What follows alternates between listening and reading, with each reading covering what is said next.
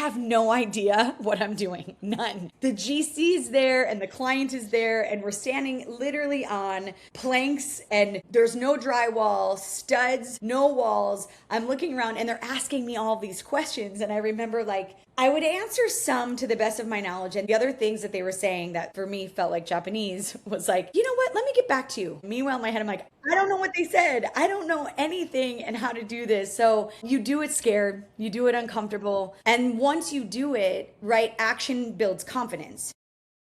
Hello and welcome to today's episode of Pivot to Profit. I am so excited to have Ann Lopez here with me. How are you doing? I am so good, so amazing, and fired up to partake in this great conversation we're going to have. All right, awesome. Let me officially introduce you. Ann Lopez is a Miami-based interior designer, business coach, and founder of Studio 790, one of the fastest growing women-owned design firms in the country, and recently named one of Architectural Design Pro's Miami's firms to watch.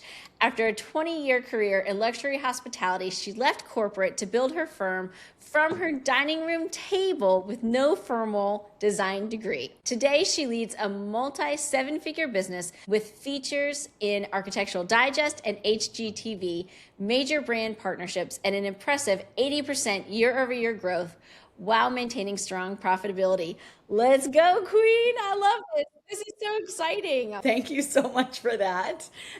Absolutely. I'm excited to dive into your story. But first, hey, listener, if you're a business owner and need to better understand your finances, got surprise tax bill, have no idea what's going on behind the scenes in your business, we would love to help you at Pivot Business Group. Just go to pamjordan.com and schedule a call with my team. All right, Ann, are you ready for the first question? It's a really hard one. I'm ready. What did you want to be when you grew up? Oh, you know, the irony of this question is I wanted to be an interior designer.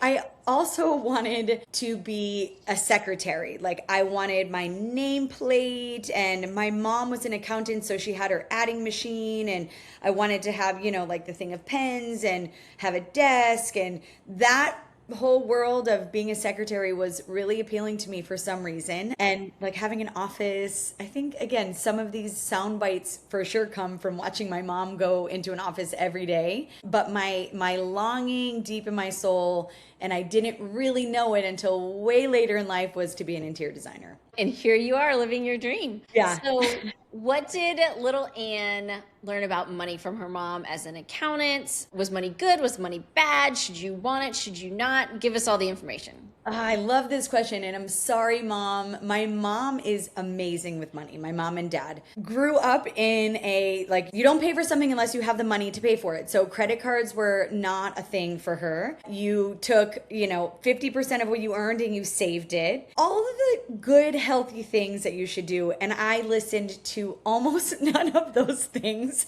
growing up. I wanted to spend the money and I did not want to save it. But here's the beautiful thing about being a parent, and just like those seeds were planted in me. Mm-hmm. And she was an accountant too. So I had a double whammy there, right? She probably was that way about her money because she was an accountant. I don't know if it was chicken or the egg. It doesn't matter. That's how I grew up. Money was, I wouldn't say good or bad, but we lived a little bit of a scarcity mindset, even though we were an average family in a small town in Illinois. But I did have this sense of like it was going to run out. Like that was a little bit of the mentality where now, after many years of me managing my own money, starting and growing this business, being an adult, learning about investments, learning about healthy financial strategies, having the right people around me, the right circle, I am abundant mindset related to money. So you never know what's going to happen. And my mom is now very proud of me. I don't know when I was a teenager if she would say the same thing, but that's okay. When you're making all those risks. Yeah. So let's talk about early career. So 20-year career in luxury hospitality. What does that mean? What did that look like for you? Yeah, it looked like a close friend of mine in college. Her sister worked in luxury hotels and they were hiring a marketing coordinator. I went to school for marketing and my friend said to her sister, I have the perfect person. And I remember interviewing at this company. It's called Preferred Hotels and Resorts. It still exists. I remember interviewing. This was when I was 21, 22 years old, going into this very fancy corporate office space in downtown Chicago, like There's luxury hotels. Like we never really traveled growing up. And we certainly did not stay at luxury hotels. And I felt like, okay, this is interesting. I love hotels. I love to travel. Even though I didn't do a lot of it, it still was something, that was very much appealing to me. And so I said yes to that job, forever grateful for that yes and for them, bringing me in. Not that long after, I got scooped up by Starwood Hotels and Resorts, which is now Marriott. Starwood was Westin, Sheraton, St. Regis, W Hotels, 4 Points by Sheraton, etc. There was nine or 10 brands, and they scooped me up and moved me to New York when I was 23. So I moved to New York City with like no money in the bank account. Speaking of money, no money in the bank account, very oblivious to how expensive New York City is, and started my amazing career with Starwood Hotels there. And I did digital marketing for them. When Google started, that's how old I am. We developed the program for search, for SEO for the company. Years later, we rolled out social media. I was in charge of the North America rollout for social media. Back in the day when Facebook didn't exist, that was a thing. I'm sure a lot of listeners can't believe that time existed, but it did. So I got a great, not only career experience, I loved it, loved my bosses, traveled the world, got to see beautiful hotels. I wouldn't trade a minute of that for the world, but I also got this really beautiful gift of learning about digital marketing, which I've since taken into the business that I have now. What was the moment that made you transition from luxury hospitality to living the dream of interior design, which was young Ann's dream? So tell us that arc story. That arc story was everything in life, any big things that happen in life that transform you often are the times that are hardest, right? When you think of the hardest seasons that you've been through, we've all had hard seasons. Hard is relative, but we've all been there. Be it, I went through 4 miscarriages. I went through a divorce. There was COVID happened. There was a lot of things, right? And I had a moment, I was in my late 30s and realized I'm not getting any younger. I loved what I did, but I knew that I was meant to do something else. And after a pretty rough personal season, I had this I have to take action on this thing. I owe it to myself. I owe it to God. I owe it to people, because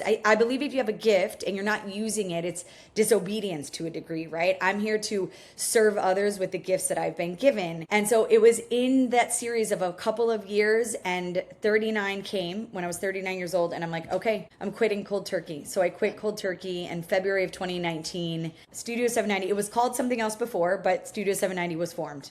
So you open shop and you say, Ann Lopez is now in business. Deep breath, scary, right? How did you go get clients? What did that look like? Were you designing homes, offices, commercial space? What did those first couple clients look like? As I'm listening to this question and thinking about myself, I think there is just this ignorance is bliss, right? I don't remember being scared. I remember being at peace. I remember okay, I'm finally stepping into what I'm called to do. Even though I loved my 20 years in corporate America, I was the corporate, climb that ladder, make all the money, do all the things. But I knew that this is what I was supposed to do. And so the biggest thing that happened is for years prior, I would share with people my dream. I'm going to be an interior designer. I do it on the side. Do you want me to help you with your house? It was known. My boss, I had the same boss for, I think, almost a decade, at least 7 or 8 years. She knew that was my dream. Okay. And when you speak out your dreams, people listen, seeds are planted. Fast forward, I start the business and I remember sharing with people, it's official, I'm doing it. I had some really small clients, and again, a lot of pro bono work happening. And so I remember a guy I worked with on a project at Starwood. He called me up one day. He was based in New York and he said, hey, I know you started your firm. I have a referral for you. I met a woman. She wants to redesign her whole apartment in Hollywood, Florida. And I told her, I have a perfect person for you. And I got hired for a gut renovation, 2 bathrooms, a kitchen, every single thing was down to the studs. And I remember sitting there I have no idea what I'm doing. None. The GC is there and the client is there, and we're standing literally on planks and there's no drywall, studs, no walls. I'm looking around and they're asking me all these questions. And I remember I would answer some to the best of my knowledge, and then everything that the other things that they were saying that for me felt like Japanese, was like, you know what? Let me get back to you. I'm gonna go do some homework and I'm gonna get back to you on that question. And meanwhile, in my head, I'm like, I don't even know. I don't know what they said. I don't know anything and how to do this. So you do it scared. You do it uncomfortable. And once you do it, right, action builds confidence. You do it once and you realize like, oh, that was a little bit of a disaster, but I made it through. Then you do it again and you do it again and you do it again. And then frankly, I sit here today, 7 years later, we take on projects all the time scared. But I'm like, if I could do it back then, now I have a team of people. We have a lot more resources. I have a bigger network. We can do it now, but we still do it scared. So tell me about early on a financial win where you were like, oh, I think this is going to work. Well, I'll tell you, I would say the biggest financial win I've had in the company, apart from having a mom who was an accountant who you always have it in the back of your head, like I got to manage this money with health. But the biggest win was I was on a women's retreat. We go every year in January and it's mostly entrepreneurs. And this gal was there and she said, by the way, have you guys read the book Profit First? And I'm like, no, what is it? This is probably 5 years ago, 4 or 5 years ago. And no, what is it? Okay, here's what it is. She gave the verbal, and I'm like catching it. Okay, it seems pretty easy. It's a little bit, I think, like financial management for entrepreneurs for dummies, if you followed me on that. Read the book, listened to the podcast, and like within that month, completely ran my business with the Profit First method. Once I started running it with that method, which I strongly encourage everybody, I still run it with that method. I remember like a few months in, well, one thing always happens in that method. You realized you're spending too much money, which is the point, right? It's not the point. You don't want to spend too much money, but you want to fix it sooner than later so that you can be profitable, that you can pay yourself, you can pay a team one day. When I realized that, there was equal parts panic, like, oh gosh, and equal parts, oh, I could be free from this. It's a solution. So once I stepped into that, fast forward, like, we're profitable every year. We give generous checks at the end of the year to different entities. My team gets bonuses. I pay myself. I added into one of my buckets, my Profit First buckets, a savings account because I learned businesses should have savings. I didn't know that a couple of years ago. I think on the retreat, somebody was like, yeah, my savings in my business. And I'm like, oh, I guess it makes complete sense. Why wouldn't I? And I added a bucket for savings. Now I have my savings exactly where it needs to be. It's Profit First all day long. I love it. I'm a Profit First professional. I've been a Profit First teaching it since 2019. So I've helped hundreds of businesses with Profit First. And it's not the tool for everyone, but there's pieces of it that everyone can benefit from. And I've done podcasts on this, but instead of just looking at one bank account and a lump of money and being like, oh no, what do? You have multiple bank accounts and each one has its own purpose. And there's money set aside for profit. There's money set aside for taxes. There's money set aside to pay yourself. And then there's another account that's operating, OpEx. That's what you run your money on, because far too often business owners look at their bank account and they're like $50,000, woo, or $50,000, they're stressed. But with Profit First, you look and you say, all the bank accounts, you've got $20,000 in OpEx. Okay, can I make it or can I not? And the rest of the 30,000 is in other buckets. And it's such a better way to manage your cash flow. So it warms my soul to know that you do Profit First. Because when you think about it, it changed my business. But if my business changes, my life changes. Absolutely. Right. So I have such financial freedom in my business now because of Profit First. I will like walk around the streets with like a Profit First sign holding it. Like everybody needs to do this. I agree. It isn't for everybody. And I do think at a certain point, probably a lot of entities outgrow it, right? But I'm still doing it. And I've tweaked a little bit of my strategies, but by and large, and then we're doing it. And then the best part is now I do it for personal. I'm like, this is transferable to my personal life. And man, my mom is proud. Your accountant mom is just beaming, Ann. She's like, right? I did so good. Look at her. Money in the bank. Exactly. And it goes along with your childhood of like, don't spend money you don't have and manage your cash flow and don't go into debt. Because with Profit First, I use it in my own business. I use it with our clients, but I've seen so many people be free of debt because of their cash flow management. That's it. And we talk about, how do the wealthy get wealthy, right? And there's a simple answer. The wealthy get wealthy because they spend less. That's really what it comes down to. They're not overspending. But if you don't have transparency in line of sight into your spending and into, especially in a business, you're gonna, you'll have a good year, another good year. And then there's a reason that 85% of small businesses close after 5 years. And I would say Mike Michalowicz and Profit First could literally change that statistic based on, the success every business has doing Profit First. Absolutely. And that's why the mission of Profit First is to eradicate entrepreneurial poverty. So let's talk about the interior design work that you do now. What kind of fun things, what environments do you create now for people using Profit First, knowing that it's profitable and you have money in the bank? Yeah, we are working on so many fun things. So the one thing that I learned about my business is diversification is an asset and a strategy I think every company should have. I'm not every company expert. I only can talk about interior design. And what I have found was we started in residential, and then we would get one small commercial job and one office space and a kid's dentist. And then we signed Formula One, which is an event. It's a luxury hospitality event. And then we got more events as a result of that. There's just been this broadening of different types of projects that we get to do. And they're all uniquely creative and they're all uniquely challenging. And it fuels me. Sometimes my team's like, can we just do the same thing one more time? Like, do we need another challenge? I'm like, yes, we need another challenge. But I think so much of what we do because of our diversity is creative and fun and unique. So it's a little bit of everything.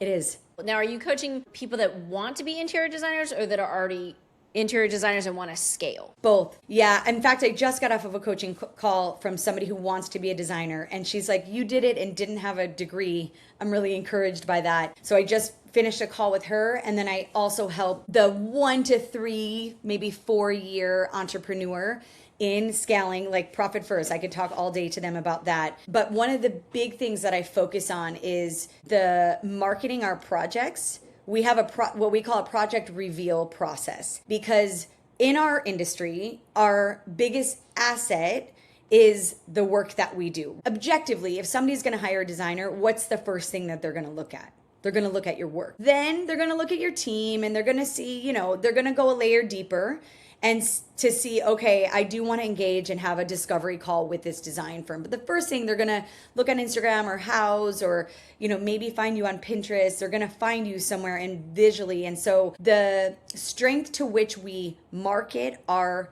projects, so we reveal our projects, is the strength of our business. I believe it because I've done it. It was the first thing that I created when I first started 7 years ago. I need a project reveal process. So we established that. I have a gal on my team who helps, a marketing gal on my team who helps me. And we deploy it through all sorts of marketing channels. It helps your SEO. It helps visibility. It helps cohesion. It helps consistency. It helps get your brand out there. So that is something I'm really, really passionate about because we've seen success from it. Everyone's like, how did you get Formula One as a client? I'm like, they searched on Google and my website came up. Right. And then you had beautiful reveals and your work was amazing and your team is powerful. There you go. Exactly. If you have a website, all of that can be beautiful and so forth. But if there's no eyeballs on the website, it doesn't matter. I mean, you still need a website and you have to start somewhere, but getting the eyeballs and the traffic really matters. And the more content you're putting out in the right channels, I'll say that with a lot of energy, because I think a lot of people, especially in the design world, it's like Instagram first and I'm Instagram last. If I never did Instagram again, I'd still have a very successful business because almost none of our leads come from Instagram. Now, do clients look at our Instagram maybe after exploring in other areas? Yes, they do that. But it's not an Instagram first approach that we have. So where do you, is it YouTube first? In fact, we just started our YouTube channel and we're not really even doing a whole lot there.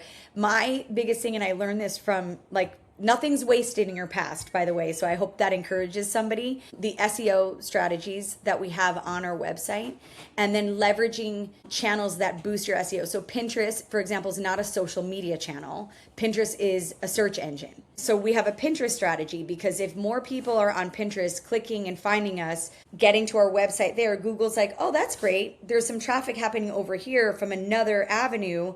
They like that, then our organic presence increases on Google. Houzz is another, that's an interior design specific platform, but Houzz is another one. It's free. Pinterest is free. Running your website is low cost. You don't have to be, a technical designer, especially now with AI. They could do all of your SEO for you. And what's on the horizon for you? What's coming next? We have big goals at Studio 790. So I would just say as a business, my biggest goal for the company is that we would grow with strength and with health. And so I have big revenue goals, but not fast ones. I'm okay playing the long game. That's a consistent thing. So every year we surpassed our financial goal this past year, and now it's going to be a stretch to get us to the next financial goal, but we're doing it with like I said, with health, the right people on the team, etc. Another big thing for me personally, I'm writing a devotional for women in business. Oh, which wonderful. which is really reading devotionals and spending quiet time in the morning has fueled me as a person, but also really helped me in my business. And I'm realizing there's a gap in the marketplace for devotionals written specifically for women in business that sort of speaks our language a little bit more and, talks about money open, like all of the things, and really helping women step into their dream life as business owners, as entrepreneurs, etc. So that's a big thing. It's about halfway done. It'll be done this summer, and we'll get it published. And so those are the two things really. Awesome. I love it. I love it. And thank you so much for sharing your profit story with us. Where can people connect with you? They can connect with me. I always have to, lead with the company because that's my second baby. Studio790.com is our website, and you can find us on Instagram and Pinterest, etc. at Studio 790 Interior Design. Me personally, you can find me on Instagram at Ann Lopez Living. And that's it. You can email me, Ann at studio790.com. I'm a kind person who responds to my emails, and I'd love to connect. And any way I can help anybody, it would be an honor. Awesome. And thank you so much for your time. I appreciate it. That's all for today's episode of Pivot to Profit. If you want to better understand your numbers, increase your profit, and understand how to implement profit first, just go to pamjordan.com. My team would love to help you. And remember, it's not what you make that matters, it's what you keep.